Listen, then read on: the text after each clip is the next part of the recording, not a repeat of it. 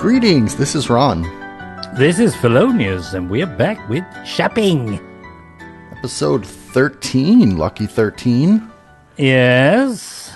And this is a show that we are doing where two guys each come with one topic each, not the other one not knowing which one. And we just talk. Yeah.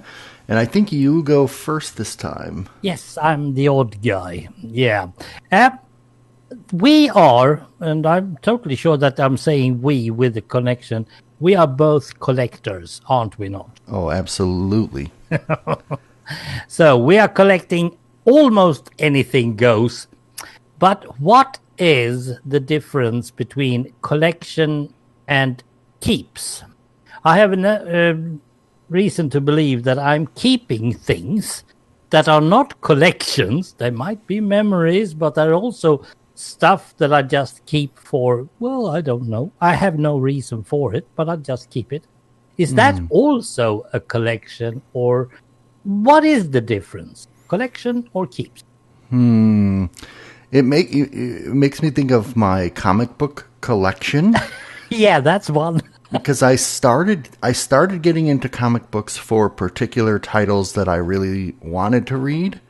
Yeah. And then I found myself trying to collect everything I could get my hands on.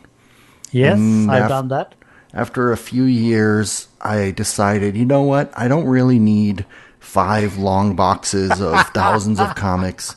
I really just need this one of my favorites, and sold the rest on eBay. So I think that's kind of like a collection is that every item in your collection has a special memory tied to it, or a special, some sort of emotional response. And it's not just that you're keeping things just in case. Well, there is some sort of memory to most of mine, but if you go to our Pokemon cards, if you take something, we have a lot, you have a bunch, and I have even more probably, and it's getting to be a collection, yes, because I'm trying to get one card of each Pokemon that's existing. But that's the collection. Then I have the keeps. That is the rest. Yes. I get a whole bunch of Pokemon cards that I can't use at any point. I can't play with them. I can't play the game, that is. But what should I do with them? But I don't want to throw them away either, and I don't want to sell them. Yeah. I was thinking that as well. Like, if you are doing a collection which is one of each thing, and you don't care about your duplicates or your spin-offs, then that's the key part. I agree. Now, in your case, though, in your example, do you take, like, let's say your Pikachu card, do you swap out that Pikachu card for a different one sometimes as your collection, or it's always the first one you got? Or Yep, it's probably the A-list card. That is the first they ever made. Probably that one, the 2 very bad attacks on. Who cares? It was the first Pikachu. But, however, if I get one of those foiled cards, then I probably swap that one in as well, probably. I mean, both cards are staying into the collection. Yeah. and then to make matters worse, I'm doing 2 collections of the same thing, one for me and one for my son. So it's actually double keeps and double collections. It's totally disaster.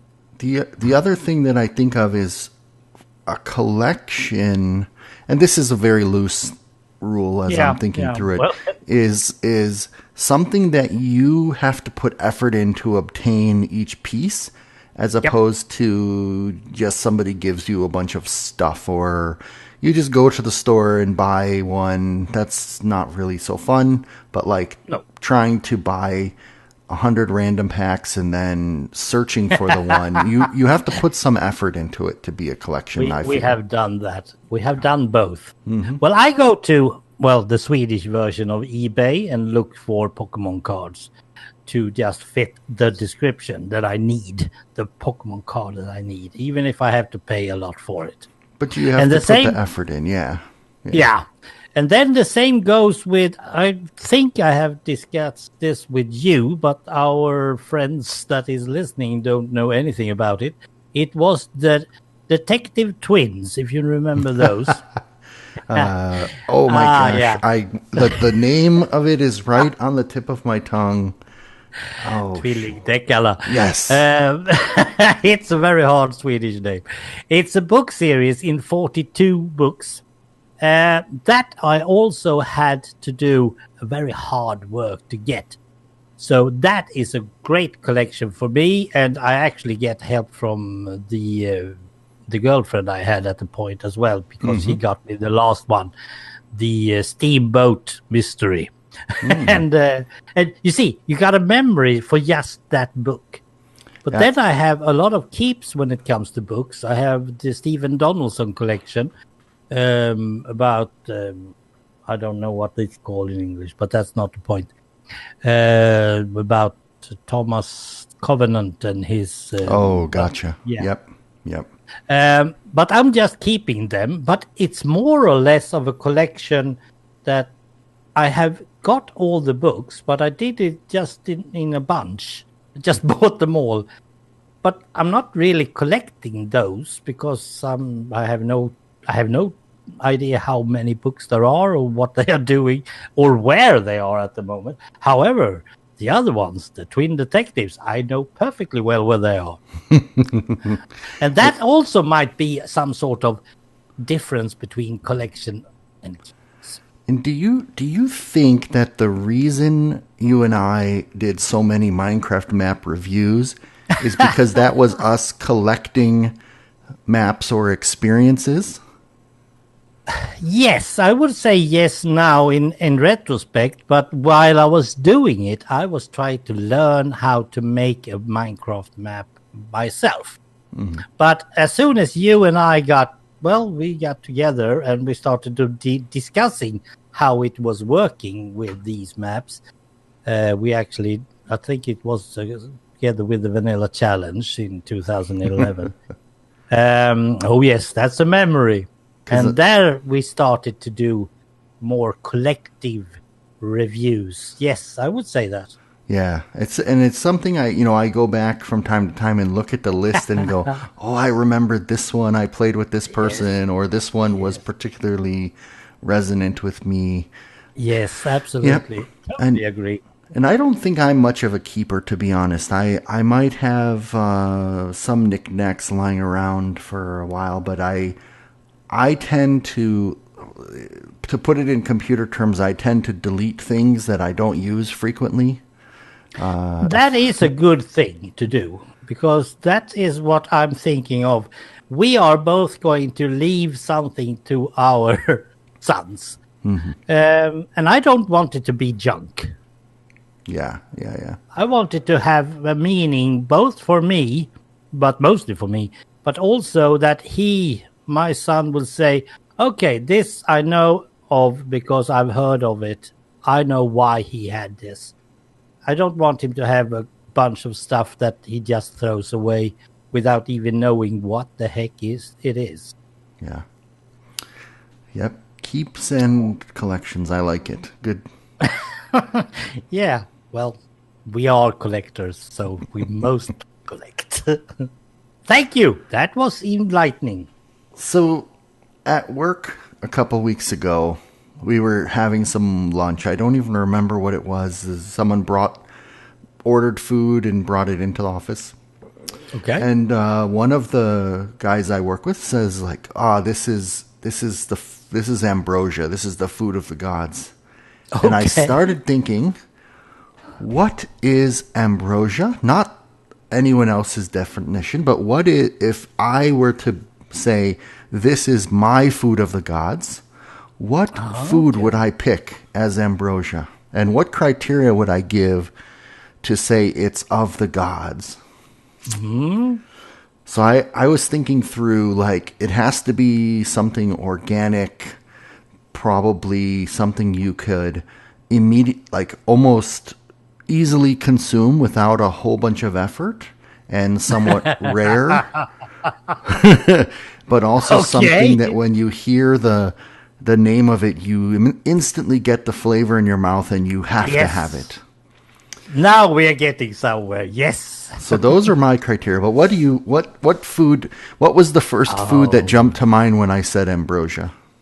Well, then I went to the hardcore, the dinners. Okay. But it's more or less just keeping yourself up to, well, you have to have energy to do the stuff you want to, and you just eat it, whatever.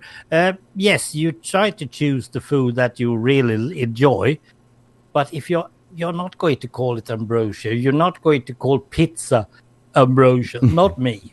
And then you said something that almost made me just water my mouth. And then I knew. I have no idea what it's called in English. It's a Oh, dessert, okay. chocolate pudding. Can that go? You have it with no, it's called something else. Oh Mousse? dear, mousse. Yes, it's a mousse, but it's harder in not that loose. And then you have whipped cream to it. Oh, That okay. is absolutely the best thing that I could ever. I can't live of it because it's just that thing you eat like once a month or something like that. Oh, And I even do. You have it in powder, so you can just whip it up together with milk, and you have to have room tempered milk because otherwise it's not going to get the flavors right.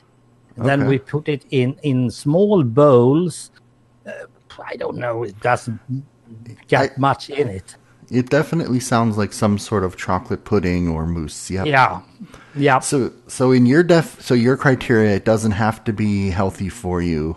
Nope. Absolutely, it should be healthy And for me. and if it's powdered form, it's most likely pretty well processed by some factory. Yes, Ah, because I okay. can't do it myself. I cannot make chocolate pudding as I want to do it. But the powder versions is totally fine, and I always get like 6 little bowls.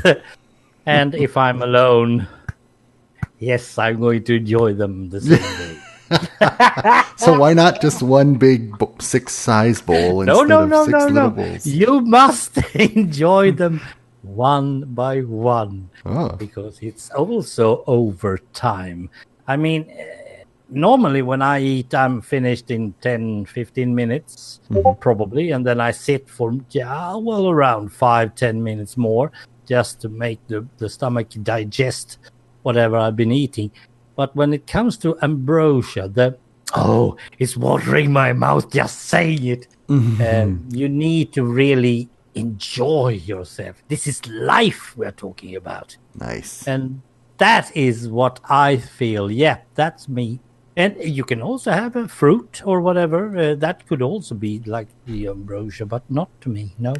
Yeah, How about you then? my What's your? my mind keeps coming back. I'll jump right to the point, coming back to watermelon. Oh yes, Because you could just pick it right off the vine, crack it open, and eat it. And yes, it's light and it's colorful and it's yes. sweet. Oh yes. It's like ice cream, vegetable ice cream for me. Yeah, and it's good for you. I mean, good enough for you. Obviously, Yes. it's a plant. So Yeah. somehow I keep coming back, and is very interesting because at work we've been not debating, but discussing this topic, and Yeah. everybody has a different idea. One Well, person's that's how idea, it should be. yeah, like one person's saying, well, ambrosia is figs because of Yeah. the Yeah, the wine religious. and the yeah. And some people are saying, then we get into, well, no, it's not figs. It was the apple that was supposed to be the sacred fruit. But nobody seems to know what actual ambrosia would would be. Everyone has different definitions. So Yes.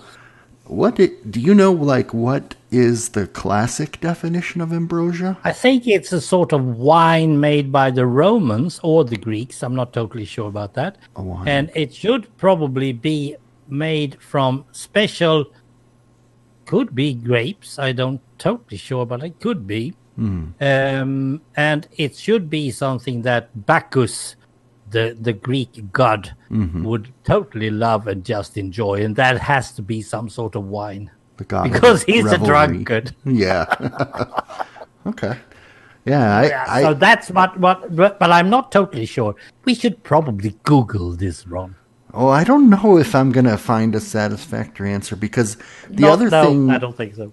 The other thing that I realized was when you say the food of the gods, every culture has a different idea of god or gods, and Absolutely. and a different palate or a different cuisine. So Absolutely. I don't know if there could possibly ever be one particular food of the gods. No. The Viking gods probably eat just meat, beef, perhaps even pig. Just as long as they're just holding it in their hands and the grease is dripping down their beard. Making But me to hungry. me, that's yeah. But at the same time, that feels a bit disgusting, right? Oh yeah. But they are gods; they can do whatever they want. Yeah. Yeah. Hey, So- you don't have any gods in America, so what do you know? Yeah. So I think if you're listening, I would be very interested in the comments Absolutely. to hear what is your ambrosia, what is your collection, and what is your keep. Yeah, Cool. please do. Yeah, thanks a lot. All right. Till next time. Bye-bye. Bye bye.